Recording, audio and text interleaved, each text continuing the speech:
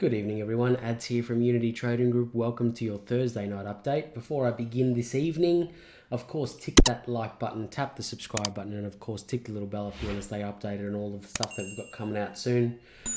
What I have to say to begin this evening's update is I have to give a sincere apology for my absence this week.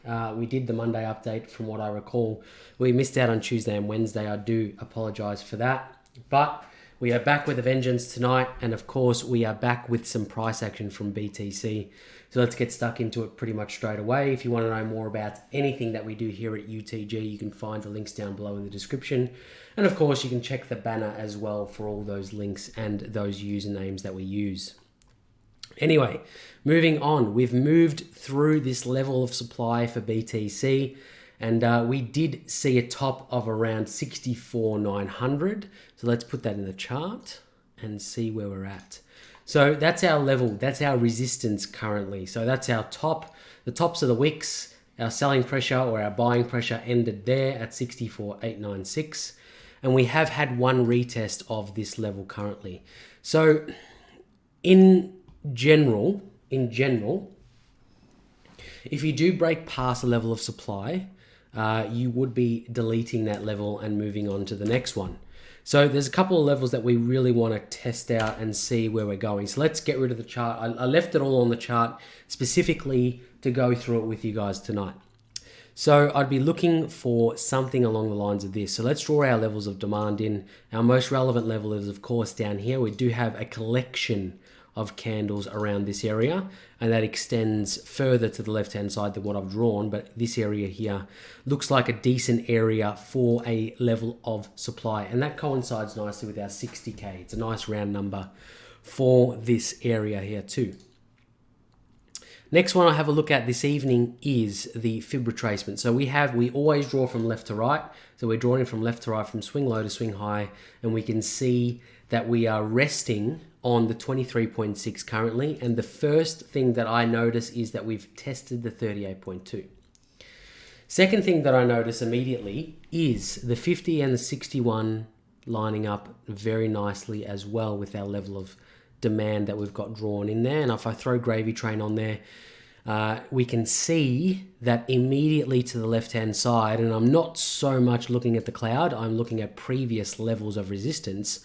You can see that we were tested, and the area that I've got drawn in for our demand and our level of the 50 fibs coincides nicely with the cloud resistance that we have on the left. If you want to know more about gravy train, you can find the link down below.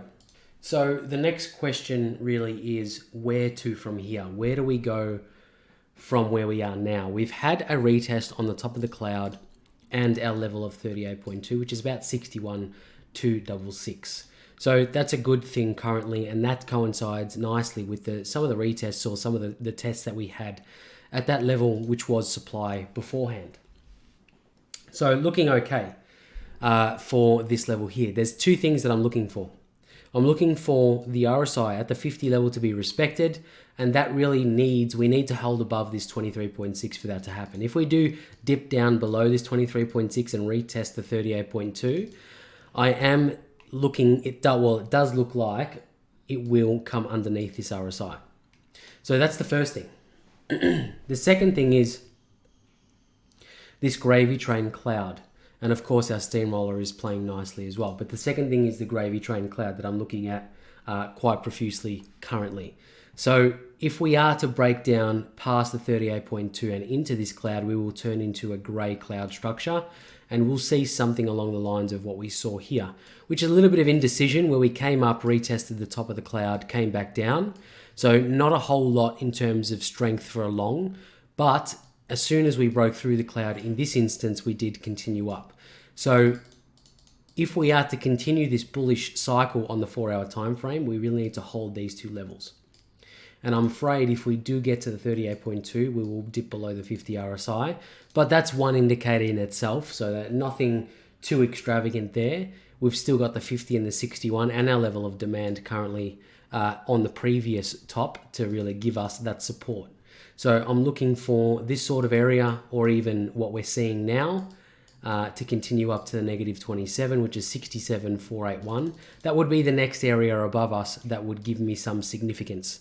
And of course, drawing our Fibonacci from swing low or left to right, we get these levels coming up above us, 27, 61, and of course 100%. That's 67, 70, and of course 74.3 respectively. So it really comes to light that how important these two, or even just the 38.2 is in general, because we have tested it once and it does coincide nicely with the gravy train cloud that we have there. And of course, if you want to know more about gravy train, link is down below. But I'd be looking for this 23.6 to be held over the course of the next couple of days at least. If we are to see it come up or come down, then we need it to respect the 38, the 50, and the 61 if it does so. Not too much more to say about that. In any case, I'd be looking for, if we do get a respected bounce from here, of course the 00 for a retest and a negative 27 up the top there if we're going to see some more upside for BTC. Moving on, however, ETH USD, let's go and have a look at Ethereum. So ETH faring very much in the same way, but we haven't had a significant pullback like we did with BTC. We had something very light that we retested the negative 27.2, and of course we've pushed up and made another higher high in the way of price action on the 4-hour time frame. So looking a little bit more healthy in our gravy train cloud area for now. But if we're to see it continue, we need to see the 25, 28 mark, the negative 61. And of course, that coincides nicely as well with our RSI maintaining above the 50. But that's really where it ends for ETH. It hasn't really had a meaningful pullback like we've seen on BTC, where we pull back to the 38. So if we're to see ETH continue to the upside and run relentlessly, we need to get some more meaningful pullbacks in this price action. We've been we've been moving to the upside slowly from 1800 to now 2500. So it's going to be an interesting one, and we need to see this pullback at least a little bit for this health to be maintained. And if I get rid of gravy train on the chart, we can draw on our level.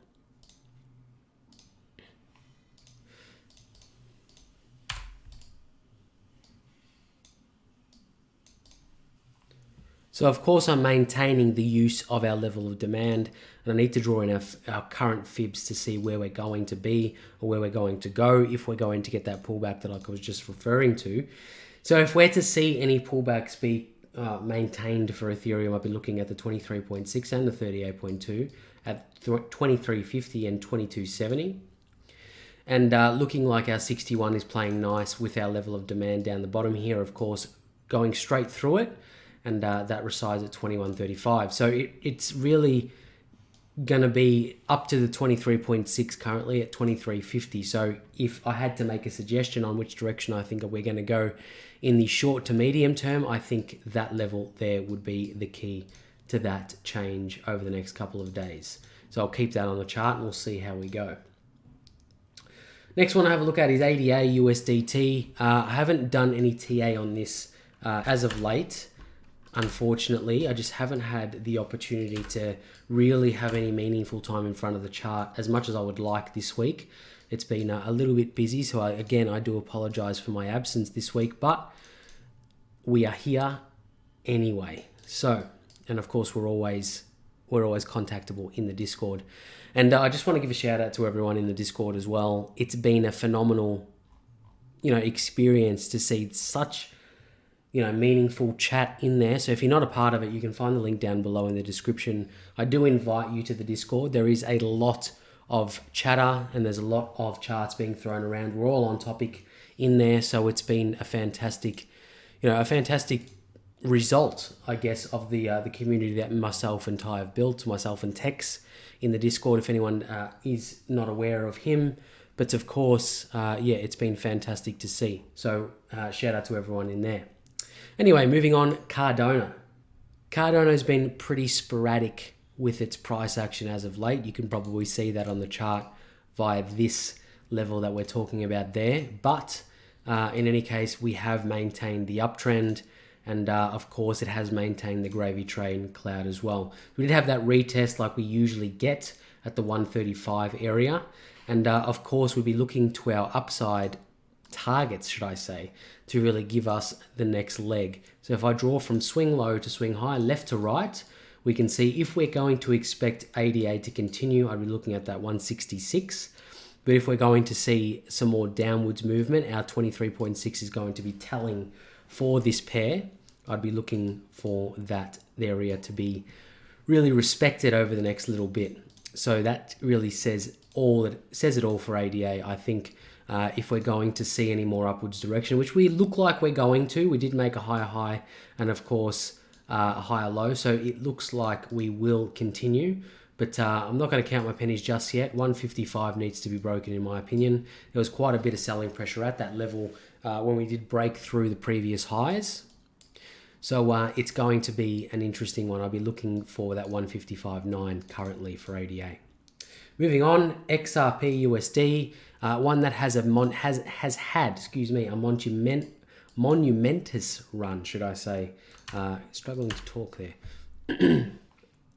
But XRP is doing well. You can see the validity of these Fibonacci levels. Even if you just leave them in their position, the extensions will pay dividends, and of course that's what they have been doing over the past couple of weeks.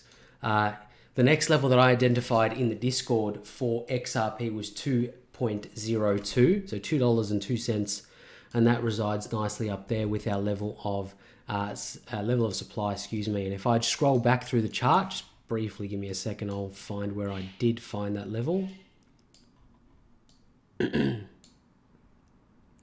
If the chart wants to load, getting a bit janky there, but where we go.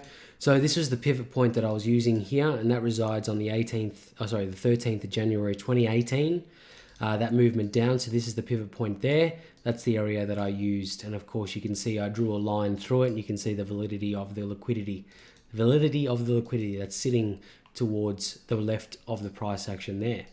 So fast forwarding to now, of course, that's the area that I'm looking towards, and it's looking in the same sort of direction as ADA. We're getting a pullback now to really give those indicators a rest, and then that movement to the upside is what I'm hoping for at 202 for XRP. If I put on Gravy Train, we can see we're still within the means of that uptrend on the cloud, and we did have that pullback nicely on the top there. If you're not part of Gravy Train, please give it a go. It's going to pay dividends. It has for me many times, and of course these pullbacks are not on purpose. It calculates that area for you, and of course that's the area that we've been observing over the past couple of pairs we've looked at. Moving on to BTC dominance chart, I want to have a look at this, especially with Gravy Train. Not only with Gravy Train, with our cloud and our level of supply demand as well. If I bring it back to the daily, you can see why I use these levels of demand and supply. They pay very well, and all you have to do is you look at the previous price action. So you can find out how to draw these levels like we do at unitytradinggroup.com/supply and demand. But I was looking at this cluster of candles, and of course this pivot point down the bottom here. Moving forward to now, you can see why I was doing that, because that is the area that we're getting held up at currently. So in my opinion, in my personal opinion with the dominance chart, I think it's going to be a little bit difficult for the dominance to move through this like butter, like we've seen this spiraling action in the past. So I think it's going to be a little bit more challenging to get through this level here, mostly because it is on a major pivot point and it hasn't been tested at all besides where we're at today and yesterday. So I think it will be, like I said, a little bit more challenging to get through. So we might see a decent bounce, not a decent bounce, we might see a bounce in general, just a generalized bounce for the dominance. So we might see BTC claim back some of those altcoins, or those BTCs or Bitcoins that have gone into the altcoins. It might see some selling pressure back into Bitcoin, and those alts might pull back in terms of the general market cap, moving between the alts and BTC. So it's really going to come to fruition if this plays out like I think it's going to. We've had a bottoming out of the RSI. We've had a bottoming out of the steamroller indicator. And of course, we are quite overstretched or oversold currently. And we are sitting on a very healthy level of demand. And we are being respected on that level for 2 days in a row. So it's going to be interesting. And I think if we're drawing in our fibs from swing high to swing low, left to right, of course, at 23.6 at 55.86 really gives me the first area to look towards for that potential, or for a potential bounce, should I say, for the dominant chart. Last one I'll look at tonight is the DXY. Of course, the DXY is a regulated market. Not financial advice at all, just ideas and opinions of us at Team UTG. And moving in the direction of, something really, let me start again. It's moving in the direction that we would expect it to, pending a break in demand. So we broke that demand, so we do expect it to move to the next one. There is 2 levels that really come to mind, or that I can see on the chart. One being here, the other being here, but the one that I've drawn is more relevant. And I'm not saying that because that's where price is resting currently. I'm saying that because we did have a pivot point here and a substantial movement out. Why I'm drawing that one in and why I got rid of the other one is because this one is not a pivot point. This is just a pause in the market. This is a pivot. So this is going to take premise for that demand level that we've drawn in. And we can see how that's coming to fruition on the right-hand side of the chart currently. So you can draw it in pretty much like that, the extremities of it, and getting rid of the one that we broke through. So this is looking like we will get a bounce for the DXY. And an area of interest for the DXY would be a movement back towards the 93.23 area for this liquidity to the left-hand side to be tested. If I'm drawing in a level to go across from the 38, you can see it was an area of interest back here. We were rejected on that point coming down.